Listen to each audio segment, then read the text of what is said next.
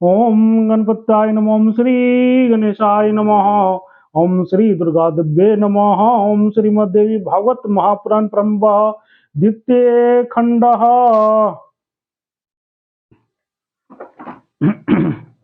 तुमेव माता च पिता तुमेव, तुमेव बन्धुश्च सखा तुमेव, तुमेव विद्याधरणं तुमेव, तुमेव शर्मं देव देव। ओम नमः चंडिकाय नमः। ओम श्री दुर्गा दिव्ये नमः। ओम श्री दुर्गाये नमः। दुर्गा महारानी की जय। अर्थ एकादशोऽध्याय। भगवती जगदम्बा की कृपा से सतवट का राजाभिषेक और राजा अरुण द्वारा उन्हें नीति शास्त्र की शिक्षा देना। जन्मजय बोले, हे महामते, वशिष्ठ जी द्वारा शापित वो राजकुमार शंकु उस साप से किस प्रकार मुक्त हुआ, उसे मुझे बतलाइए। व्यास जी बोले, हे राजन, इस प्रकार सापग्रस्त सत्वत पिशाच पिशाच तत्व को प्राप्त हो गया और वह देवी भक्ति में संलग्न होकर उसी आश्रम में रहने लगा। किसी समय राजा सतवत नवाक्षर मंत्र का जप समाप्त करके हवन कराने के लिए ब्राह्मणों के पास जाकर भक्ति पूर्वक प्रणाम करके उनसे बोले, हे भूदेवगण, आप लोग मुझ शरणागत की प्रार्थना सुनिए। इस समय आप सभी लोग मेरे यज्ञ में ऋत्वक होने की कृपा करें। आप सभी कृपालु तथा वेद वेता वृपगण मेरे कार्य की सिद्धि के लिए जप में दशांश के हवन कर्म संपन्न करा दीजिए।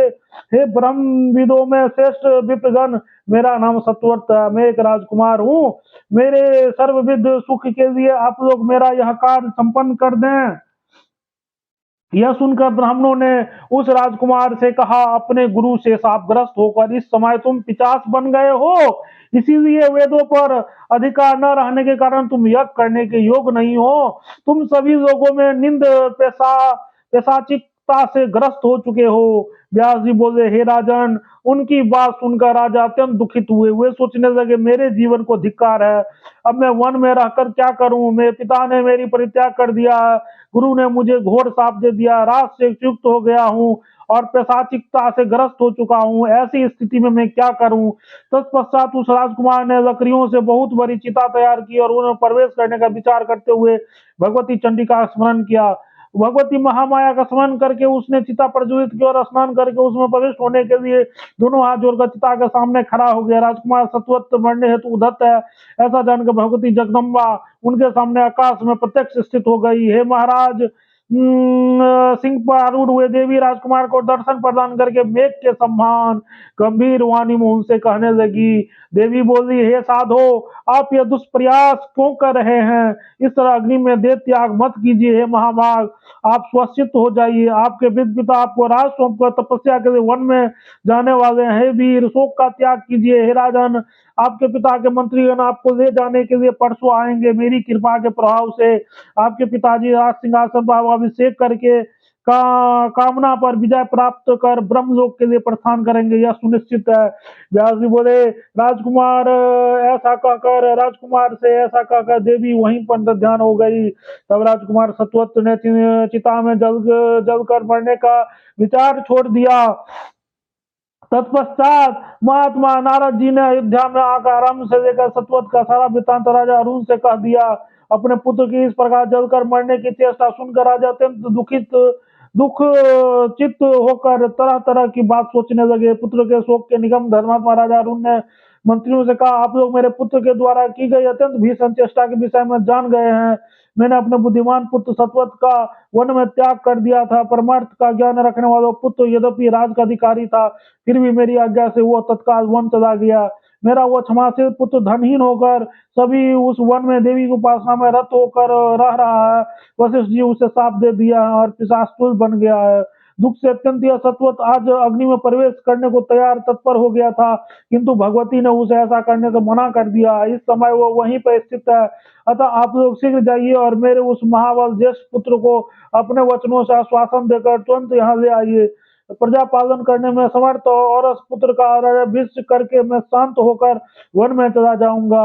अतः मैं तपस्या के लिए निश्चय कर लिया। ऐसा कहकर पुत्र प्रेम में पवित्र मन वाला राजा अरुण ने सतवत को लाने के लिए अपने सभी मंत्रियों को वहां भेज दिया।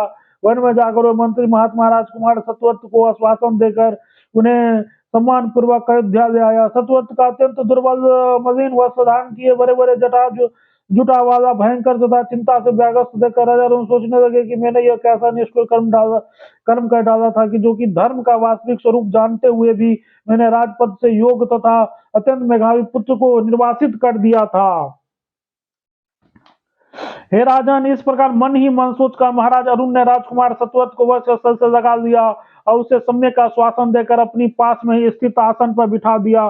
तत्पश्चात नीति शास्त्र के परगामी विद्वान राजा अरुण पास में बैठे हुए उस पुत्र से प्रेम युक्त गदगद वाणी में कहने लगे। राजा बोले, हे पुत्र, तुम सदा धर्म के ही अपनी अपनी बुद्धि लगाना, विप्रों का सम्मान करना, न्याय पूर्वक धन ग्रहण ही करना, प्रजाओं की सर्वदा रक्षा करना, कभी असत्य भाषण मत करना, निंदित मार्ग का अनुसरण मत करना, शिष्ट जनों के आज्ञानुसार कार्य करना, तपस्वियों की पूजा करना, क्रूर लुटेरों का दमन करना, इंद्रियों को अपने वश में रखना। हे पुत्र, कार्य सिद्धि के लिए राजा को अपने मंत्रियों का साथ सदा गुप्त मंत्रणा करते रहना चाहिए। हे सूत, सबके आत्म स्वरूप राजा को चाहिए कि छोटे से छोटे शत्रु की भी अपेक्षा ना करें। शत्रु से मिले हुए अपने अत्यंत विनम्र मंत्री पर भी राजा को विश्वास नहीं करना चाहिए। सर्वत्र शत्रु तथा मित्र की गतिविधियों को जानने के लिए सर्वदा गुप्तचर्यों को नियुक्त करनी चाहिए। धर्म में सदा बुद्धि लगाए रखना चाहिए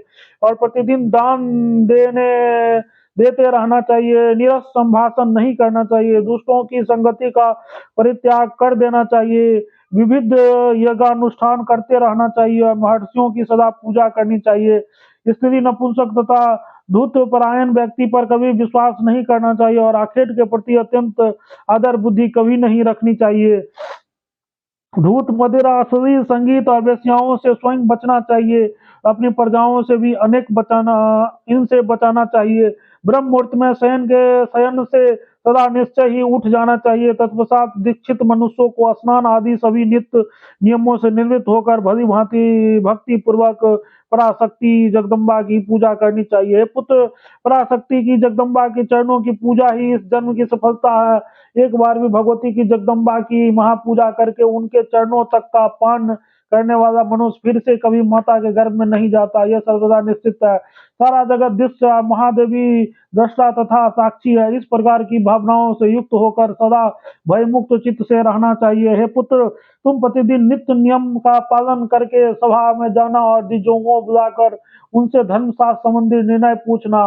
वेदांत के परगामी आदरणीय विद्वानों की विधिवत पूजा करके सुयोग पात्रों को गो भूमि तथा सुवर्ण आदि का सदा दान करना।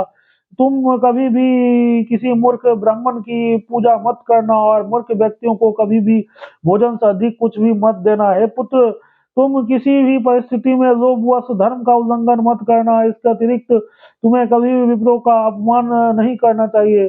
पृथ्वी के देवता स्वरूप ब्राह्मणों का प्रयत्न पूर्वक सम्मान करना चाहिए। क्षत्रियों के एकमात्र आधार ब्राह्मण ही इस है, इसमें संदेह नहीं है। जल से अग्नि की, ब्राह्मणों से क्षत्रियों की, पत्थर से लोहे की उत्पत्ति हुई है। उनका सर्वत्र ग्रामी तेज अपनी ही योनि में शांत होता है।